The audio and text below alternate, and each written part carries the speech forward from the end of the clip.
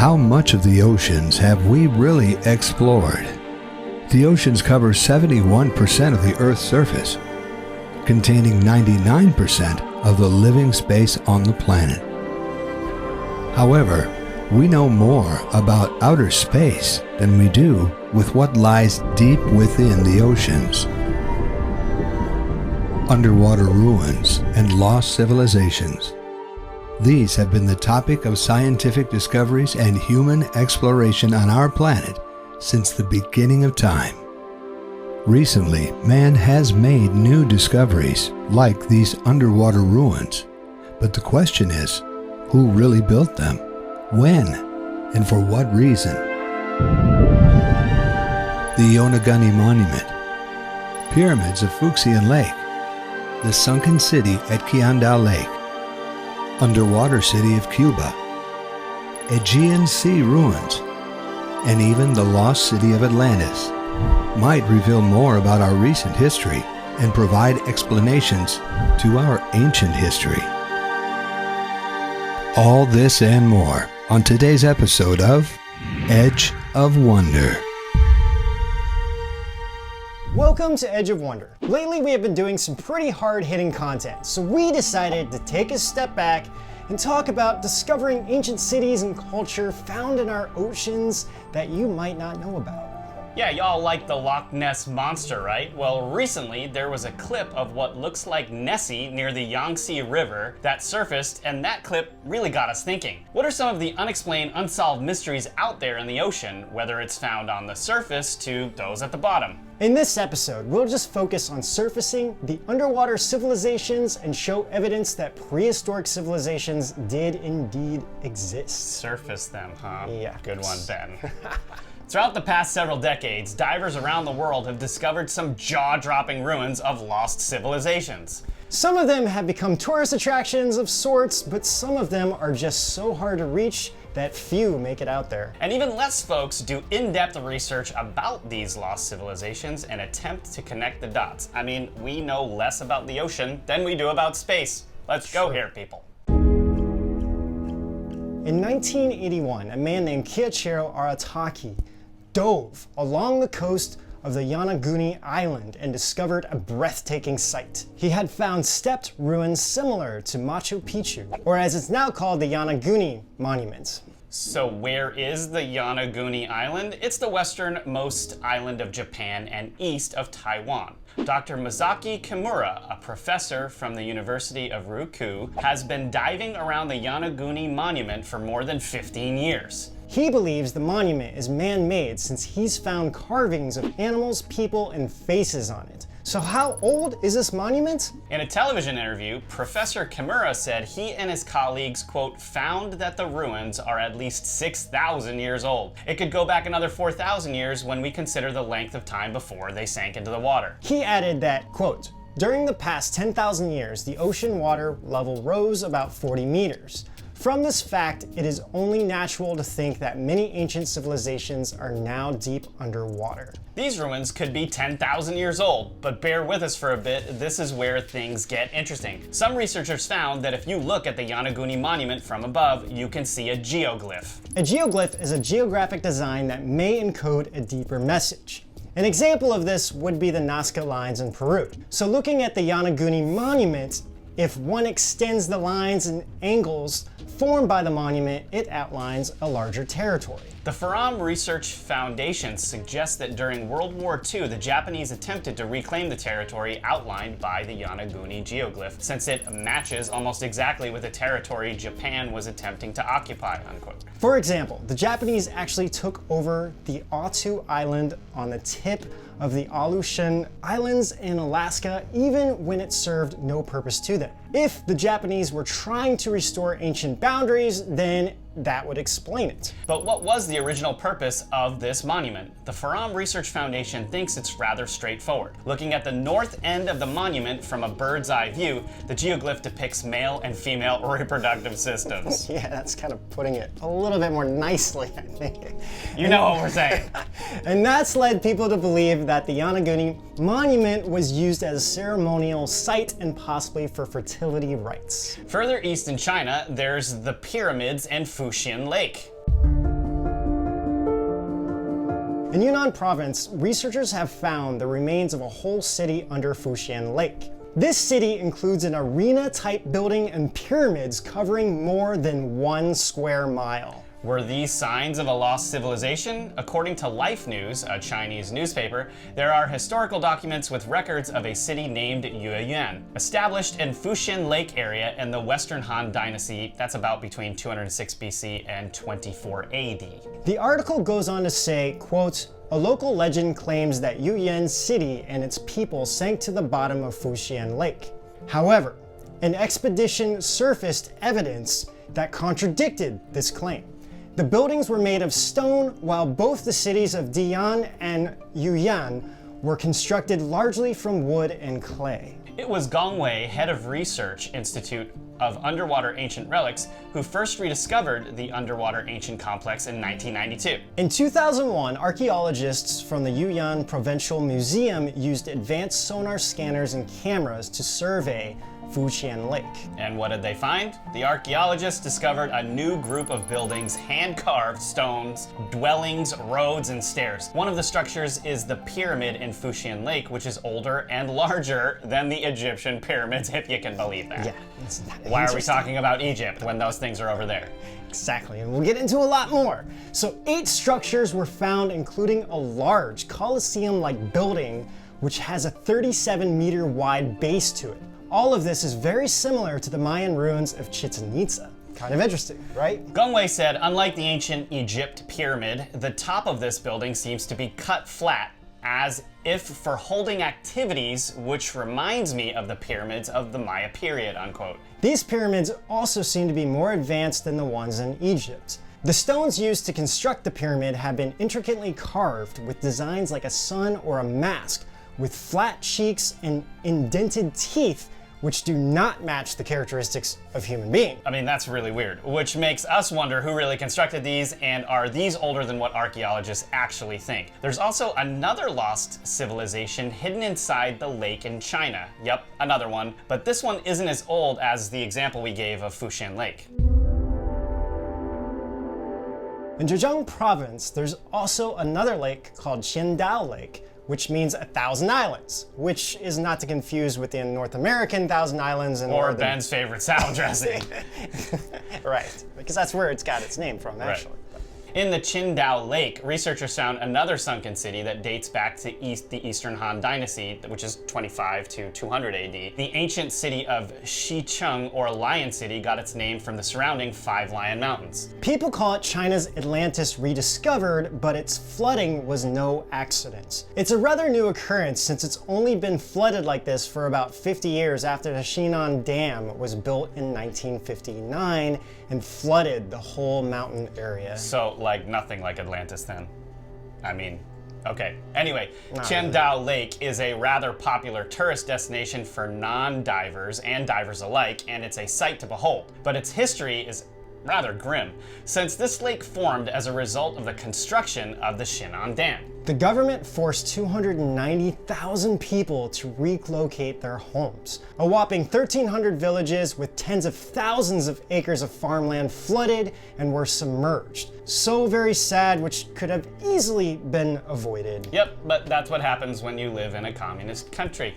Also, they don't say if anyone died or not. I'm sure people died. All it said was that they were relocated, which, you know, according to the communist propaganda, relocated to like prison. Or like heaven. Hate to laugh, but I mean, geez, seriously, it's just, it's so sad what's going on there, but that's the way it is, communism. In 2001, marine engineers Pauline Zalitsky and Paul Weinswig surveyed the tip of the Guanacabides Peninsula of Cuba in conjunction with the Cuban government. I have no idea how I said that word. I don't either. The team scanned a 2 square kilometer area of the seafloor with advanced sonar equipment and identified pyramids and circular stone structures, part of a larger urban complex over 700 meters or 2,300 feet underwater. Geologist Manuel Iturralde, senior researcher of Cuba's Natural History Museum, used a remotely operated vehicle, or ROV, to further investigate the stone structures. His images revealed large hewn granite blocks that were 8 by 10 feet. Some blocks stacked on top of one another and others scattered around apart from the others. Iturralde estimated that it would have taken 50,000 years for such structures to sink to its current depths. But he said that 50,000 years ago, there wasn't the architectural capacity in any of the cultures we know of to build complex buildings. Many questions about this underwater city remain and actually stump researchers. Are scientists underestimating the technological abilities of past civilizations? Who built these stone structures? How did these structures sink to such depths? I mean, was it the Chinese government building a dam? Why can't scientists look more into civilizations that could exist long before what we were told? But we'll get more into that soon. But first, Bimini Road.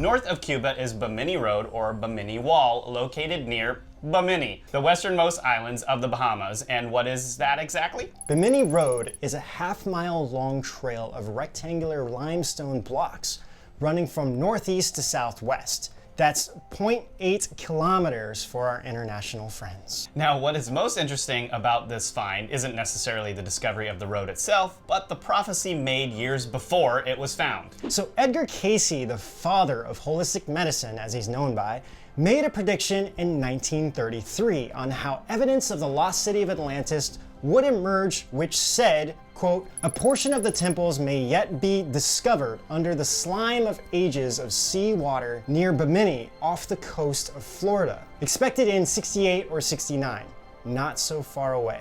So, sure enough, in 1968, a diver named J. Manson Valentine stumbled across the mysterious rocky road only 18 feet below the surface near North Bimini Island. For those of you who are familiar, we mentioned one of his prophecies in our New Year's episode last year. Definitely check it out if you haven't already. As for the temples referenced in the prophecy, some believed that the history of Atlantis would be revealed to the world. If you take the prophecy literally, no scientists have actually lifted up the rocks marking up Bimini Road and tried to look under it. There's also an ongoing debate between scientists whether Bimini Road is man-made, how old it is, and whether it's connected to Atlantis, but many believe it was a road that leads to an ancient city, which would be underwater. And I remember hearing about this when I was a kid, really fascinated by this. Yeah, totally. So. Next on our list is the Aegean Sea in Greece, where a massive 4,500-year-old city from the Bronze Age was found.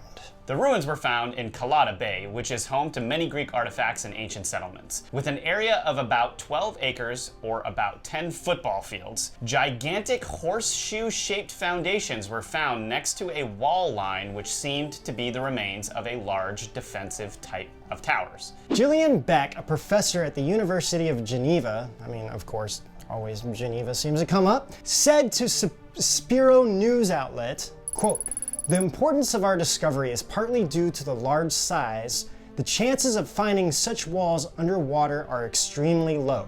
The full size of the facility is not yet known.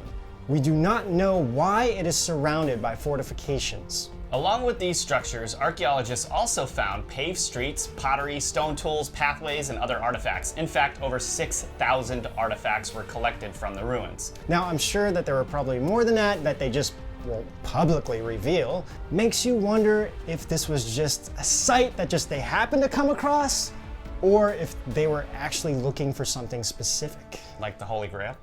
Maybe. Who knows? Right. Atlantis. Yeah, I mean, geez. Right, even these so-called scientists said that carbon dating estimated it to be built around the same time as the Pyramid of Giza, around 2500 to 2600 BC. But if you listen to what Dr. Robert Schoch, Billy Carson, and many other non-mainstream scientists say, along with our own research and understanding, the Pyramid of Giza is at least 3 times older than what these so-called scientists say. But once someone writes a book, which becomes a standardized textbook in schools and colleges, you can't really change it, even if the evidence is apparent, even to a 5th grader. So you will find these scientists defending their findings and dispute any new info being presented, rather than look into new evidence to see if it has any merit. Right, which is what scientists are supposed to do. But back to Beck. He compared the importance of this city to the town of Lerna, which is located near the Gulf of Nafplion. But you guys might be wondering what makes Lerna so important. Well, get ready for this. It was the place where Hercules battled with the dreaded Hydra, who is the guardian of the underworld. Lerna has been a place that's fascinated geologists for a long time because of the many architectural findings and artifacts found there. Right, and it also makes you wonder if these Greek myths and legends do have some truth to them. After doing the show for as long as we have, I'm kind of starting to think that they might have been different beings that came down to Earth, such as divine beings, interdimensional beings, aliens, or the Anunnaki, or even demons. Right, Hydra could be one of those old ones that Lovecraft talks about, and the deep stank's actually trying to summon those. But what do you all think? This discovery was over 10 years ago, but we are including it because it shows that there are things underwater that have yet to be found. But in India, a massive underwater city was found in the Gulf of Kumbat. But what makes this so interesting is that it's over 9,500 years old. Whoa.